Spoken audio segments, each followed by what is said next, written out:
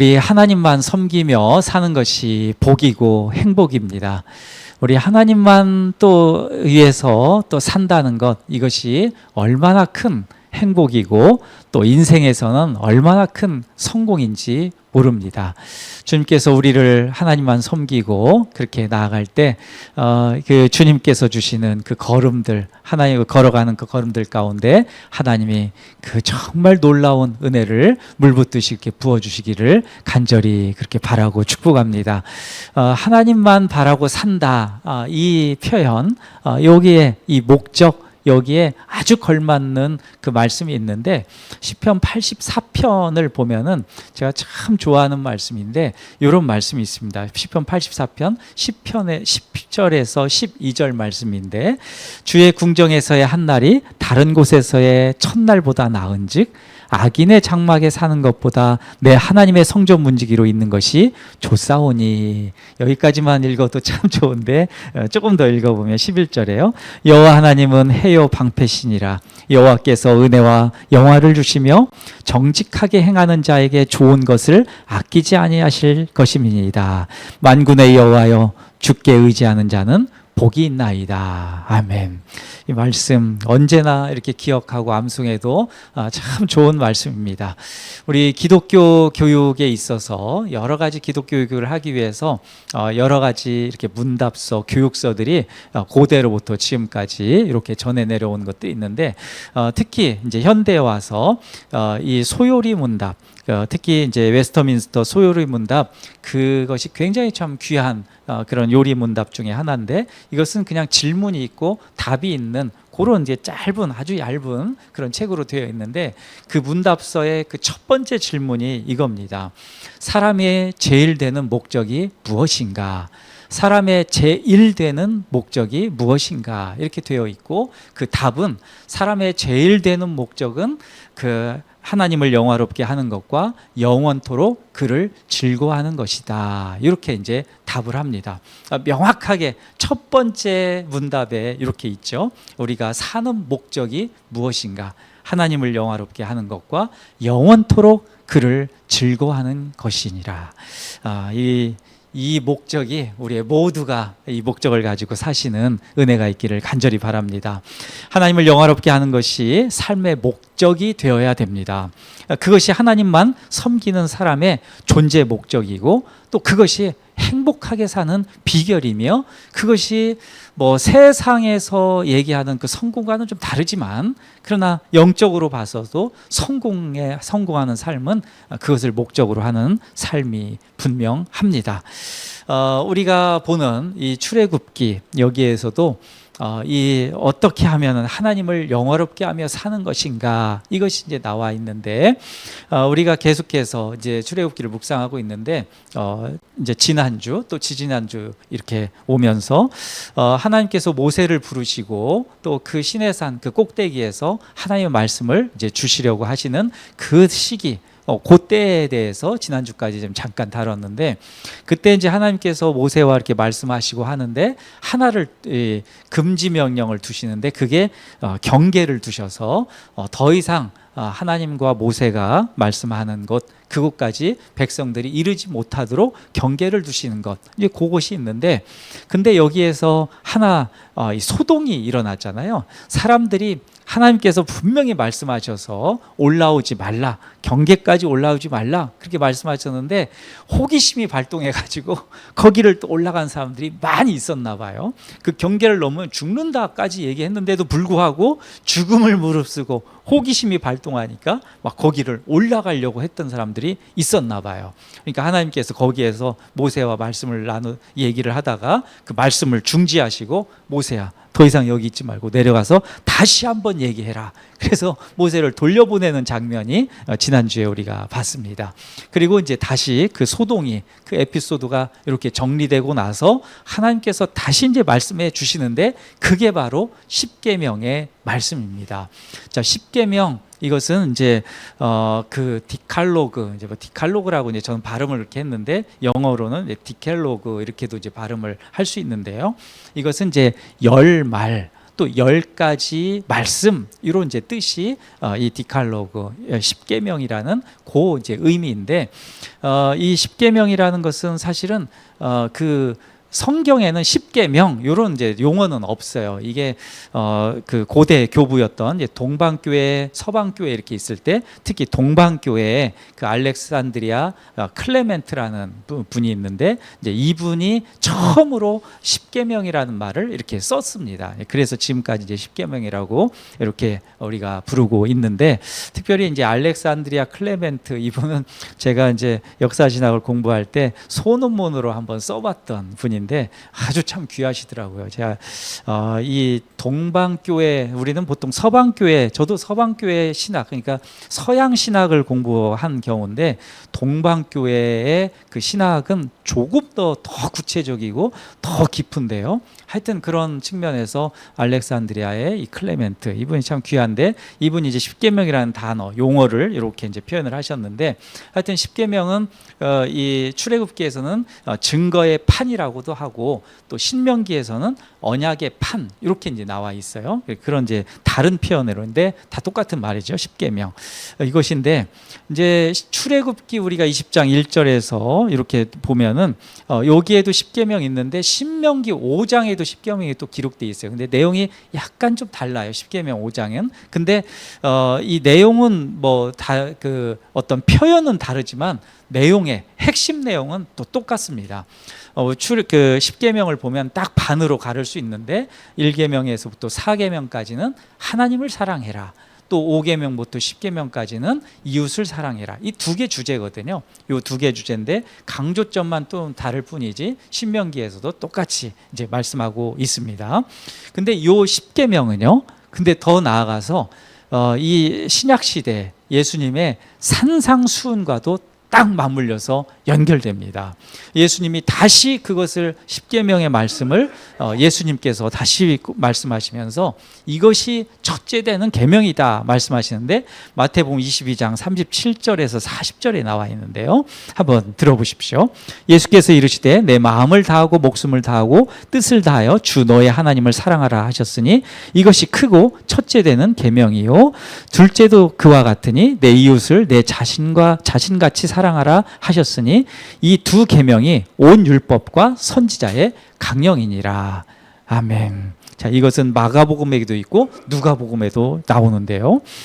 똑같죠. 하나님을 사랑하고 이웃을 사랑해라. 이제 그 말씀인데, 근데 우리가 출애굽기를 보면 사람들이 하나님만 사랑하는 거, 하나님만 섬기는 게 이게 참 쉽지 않다라는 걸 우리가 금세 이렇게 알 수 있습니다.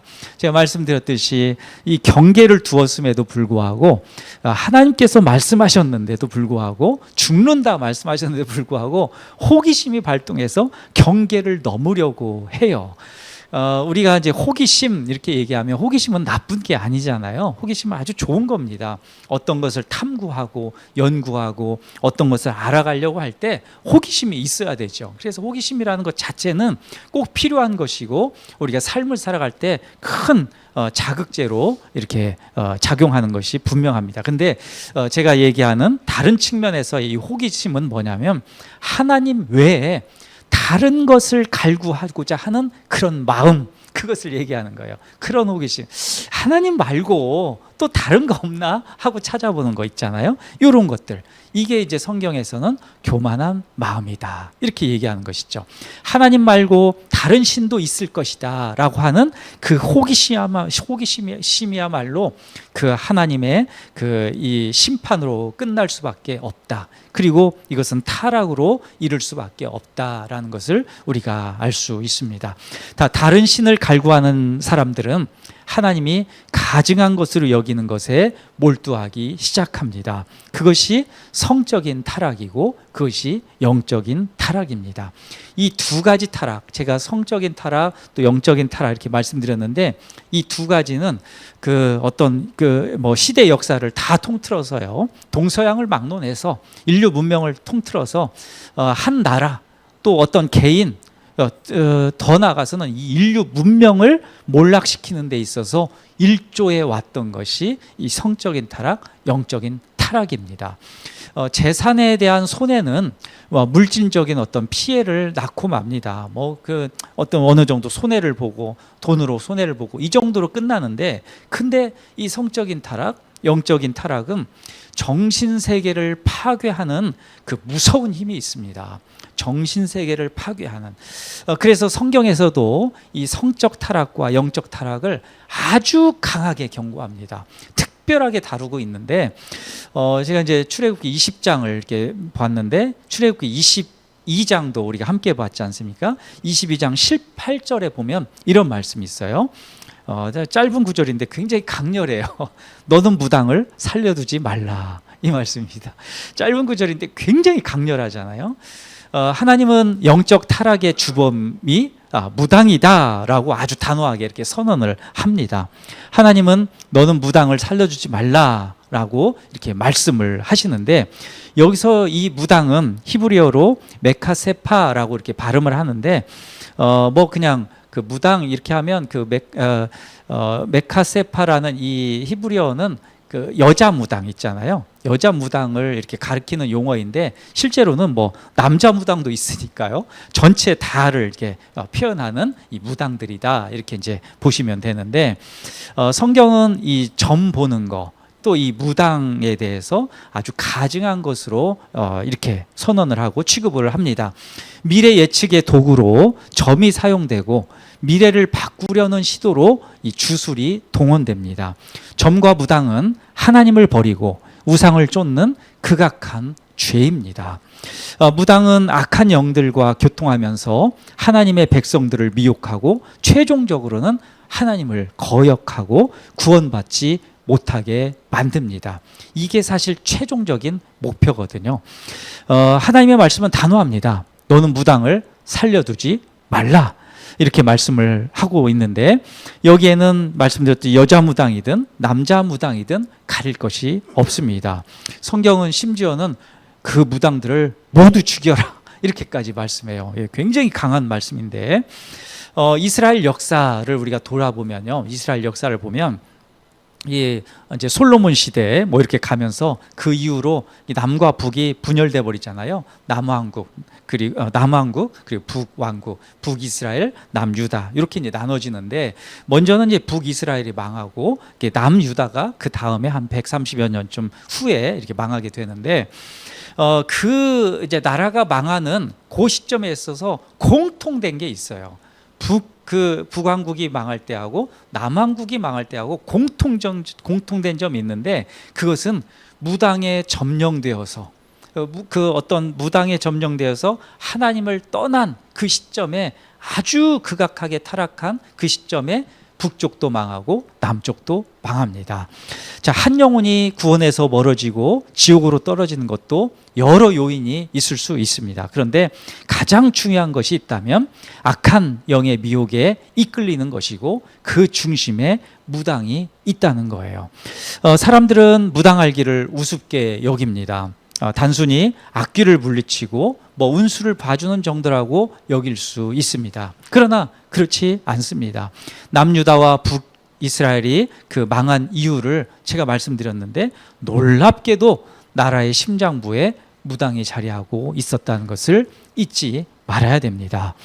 자, 무당 얘기하면은, 제 점집 얘기하면 제가 잊을 수 없는 두 곳이 생각나는데, 하나는 이제 안산의 원곡동 있잖아요. 무당집이 그렇게 많은지 몰랐어요.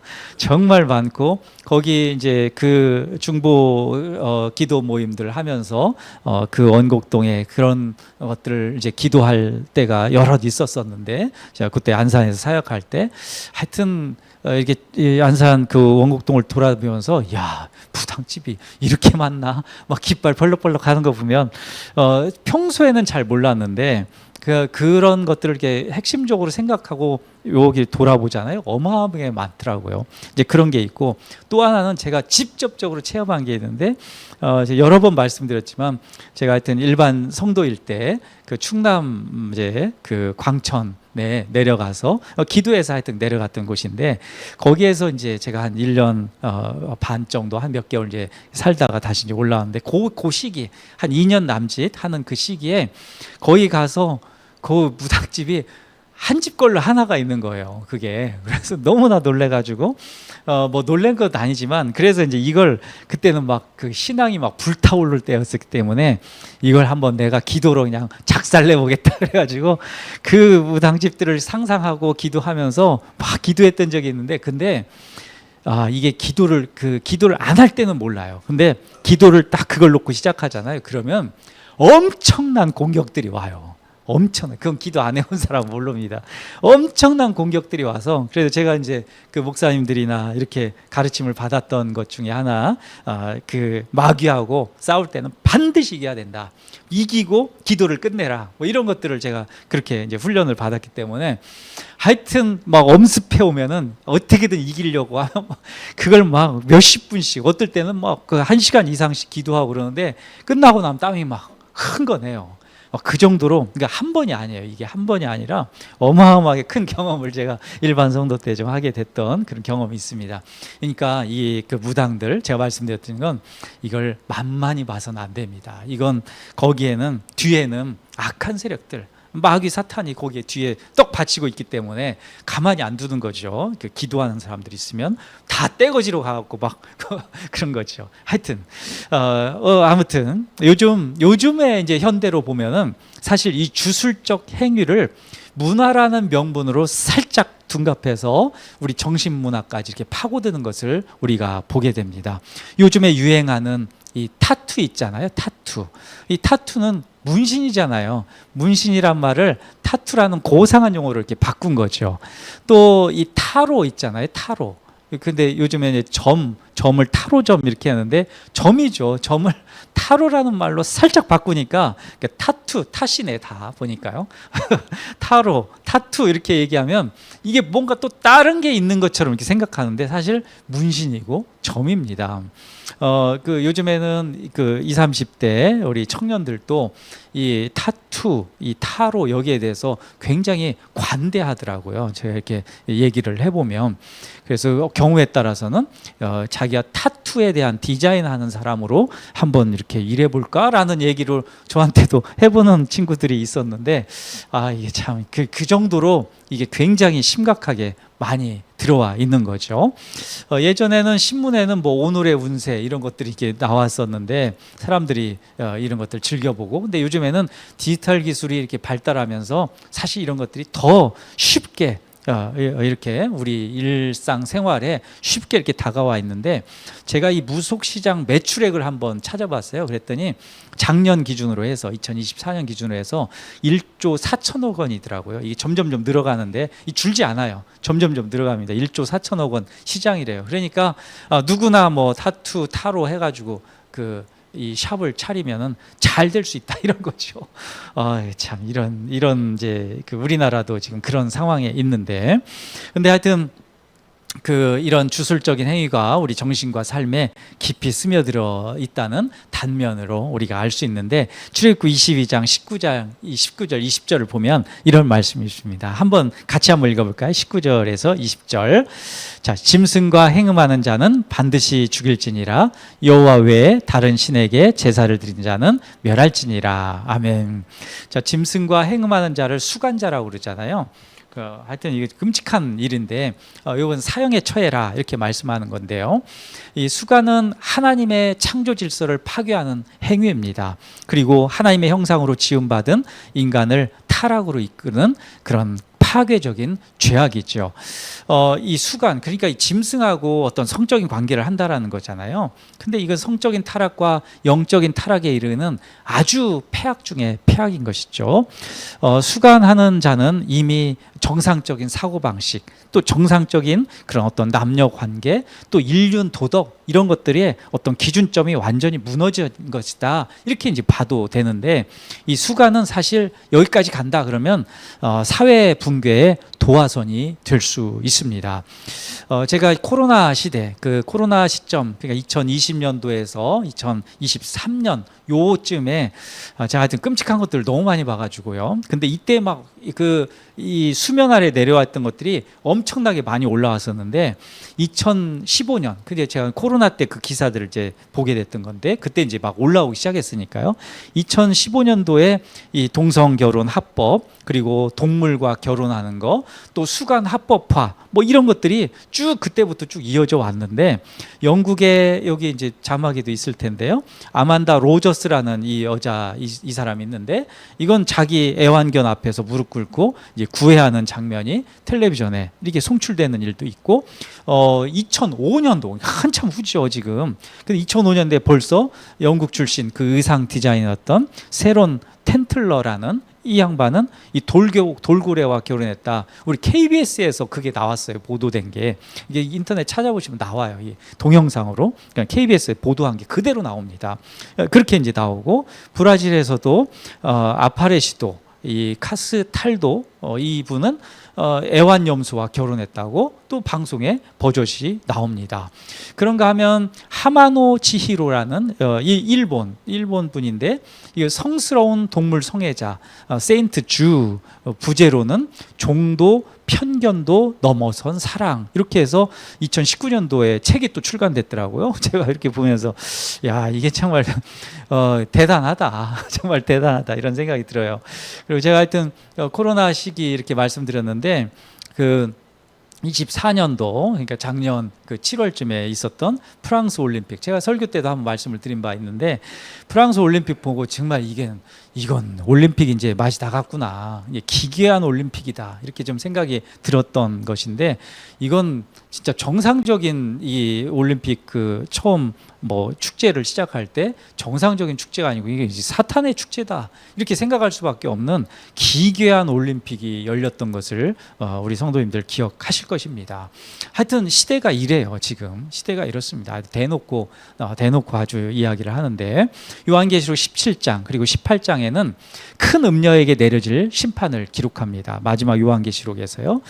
큰 음녀, 여기는 이 자는 세상에 저지른 악한 일들, 그러니까 쾌락과 음행을 쫓도록 미혹하는 자인데 그것은 영적인 타락으로 이어집니다. 그 결과는 뻔하죠. 하나님의 심판밖에는 없습니다.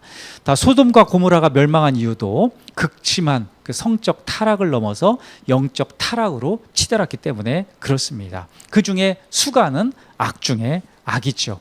그것을 미워하고 싫어해야 되는데 이것이 일반적으로 이렇게 일어나니까 우려를 금할 수가 없습니다. 하나님은 짐승과 행함하는 자를 죽이라고 명령합니다. 이제 19절을 보면은 22장 19절이죠. 반드시라는 그런 표현이 있어요. 반드시 죽이라, 이 표현인데 그건 얼마만큼 이게 지독하게 우리 삶과 정신과 영혼을 폐악하게 하는지, 무너지게 하는지, 그런 주체이기 때문에, 그런 존재이기 때문에 반드시 이것을 끊어야 된다 이렇게 강조해서 말씀하고 있는 것입니다. 데살로니가전서 5장 22절에는 악은 어떤 모양이라도 버리라 이런 말씀이 있어요. 악은 어떤 모양이라도, 제가 이렇게 어떤 이렇게 표현했잖아요. 사도 바울도 이렇게 얘기했을 것 같아요. 악은 어떤 모양이라도, 그러니까 반드시 그 표현하고 똑같아요. 모든 모양은 다 끊어야 된다 이렇게 말씀하고 있어요. 에베소서 5장 3절에도 음행과 온갖 더러운 것과 탐욕은 너희 중에서 그 이름조차도 부르지 말라, 이는 성도에게 마땅한 반이라 이렇게 말씀하여 이름조차도 부르지 말라 이렇게 말씀하고 있는 거죠. 우리가 이런 어떤 유혹들, 특히 성적인 유혹들, 또 영적인 유혹, 이것을 이제 피하는 방식에 있어서 제가 아주 오래전에 청년 때 신앙을 갖고 얼마 안 돼서 이렇게 그때 아마 극동방송인가 이렇게 됐던 것 같아요. 그때 저녁에, 주일 저녁이면은 그 어떤 두 목사님이 나와가지고 이렇게 그 짧은 시간에 10분 정도 될까요? 그런 이제 시간들이 있었는데 그 아주 즐겨 들었던 제가 생각에 공책에 이렇게 쓰면서 그때 이제 기억이 생생해요. 저는 신앙생활을 늦게 시작했기 때문에 그때 막 쏙쏙 들어왔었는데 어떤 그 요셉 이야기를 하면서 이걸 어떤 유혹들이 있을 때는 여러 가지 것들을 방어하는 방법, 뭐 이런 것들을 대처하는 방법이 있는데 그 중에 하나는 도망가는 거다 이렇게 했는데 지금도 기억나요. 도망쳐라. 거기서 떠나야 된다. 어떻게 보면 비겁하게 보고 도망간다고 하면 비겁하게 보이고 뭔가 좀 실력도 없고 이렇게 들릴 수 있는데 그렇지 않다. 피해야 된다. 그 자리를 떠나야 된다. 그러니까 뭔가 거기서 유혹에 있으면 그 자리에 그냥 남아갖고 어떻게든 이기려고 하지 말고 그 목사님이 그러셨어요. 그냥 그 자리를 피해서 도망가 버리라. 그 자리에 없어야 그 유혹에서 피할 수 있다. 이제 동감하시나요? 동의하시나요? 어떤 것들이 막 그 마음에 딱 끌리는 거 우리 삶에서도 그렇잖아요. 제가 지난주에도 말씀드렸지만 뭐 회사에서도 이 연필 하나 내가 그냥 내 호주머니에 싹 넣으면서 내 마음대로 쓰면 좋겠는데 뭐 풀 하나도 이거 그냥 집에 풀 없는데 이거 갖다가 쓸까? 이런 얘기했을 때 이런 생각이 들 때 거기 그 자리에 있으면 이거 만질까 말까 이런 생각이 들잖아요. 그래서 빨리 돌아서 가지고 다른 데 가버려야 돼요. 그러면 다 일어나서 그게 피하는 방식의 아주 좋은 방법이라는 거죠. 사탄은 우리를 유혹하고 타락하게 만듭니다. 그것이 사탄의 수법입니다. 유혹을 이겨야 되는데 우리는 유혹에서 벗어나도록 이제 성령을 의지해야 됩니다. 또 예수 그리스도께서 흘리신 보혈의 은혜를 간구해야 됩니다. 그러므로 인해서 우리가 하나님만 사랑하고 또 이웃을 사랑하는 이 계명을 우리가 지킬 수 있다는 것이죠. 나 외에는 다른 신을 내게 있게 하지 말라. 내 다른 신을 두지 말라라고 하는 그 말씀. 그것은 다른 신은 뭐 우리 쉽잖아요. 지금 말씀드렸죠. 지금까지 설명드렸듯이 유혹을 통해서 다른 신을 계속 두게 사탄은 만드는 것이죠. 너 그거 말고 하나님 말고 더 좋은 거 있어. 그거 있으니까 그거 갖고 있어. 그러면은 하나님이고 나발이고 다 필요 없어. 이게 최고야. 이렇게 유혹하는 거, 이렇게 미혹하는 거. 그런데 그런 유혹이 딱 들면은 그 자리에 있지 말고 빨리 피해야 된다는 거, 이것을 기억하면서 나가셨으면 좋겠습니다. 오늘 첫째 되는 계명, 나 외에는 다른 신을 두지 말라라는 말씀을 우리 마음에 절절히 새기며 가셨으면 좋겠습니다. 특별히 우리나라 민족 가운데도 이 첫째 되는 계명이 우리나라 민족 또 한국 교회 또 열방에 있는 교회들에 가득 있길 원합니다. 그런 마음으로 우리가 기도하고 그렇게 섬겼으면 좋겠습니다. 이 첫째 되는 계명을 버리기 때문에, 하나님을 버리고 다른 신을 찾기 때문에 우리나라 민족이 어려워지는 겁니다. 이념 때문에 어려워지는 게 아니고 경제적인 여건 때문에, 또 외교적인 문제 때문에, 무역 문제 때문에, 관세 문제 때문에 우리나라 민족이 어려워지는 게 아닙니다. 물론 직접적인 것일 수 있지만, 그러나 우리 그 근원에는 하나님 되는, 하나님만을 찾는 것이 아니라 다른 신을 찾고 다른 미혹에 빠지고 다른 게 더 좋은 것 같고 그것을 더 붙들기 때문에 우리나라 민족이 어려워지고, 또 그러므로 인해서 우리 스스로도 죄에 대해서 무감각해지고 자꾸 다른 거 찾으려고 하는 그런 유혹에 빠지게 될 수 있다는 것을 우리가 명심하고 각성해서 우리 성찰해서 하나님만 바라며 그렇게 나아가는 우리 모두가 되시기를 간절히 축복합니다.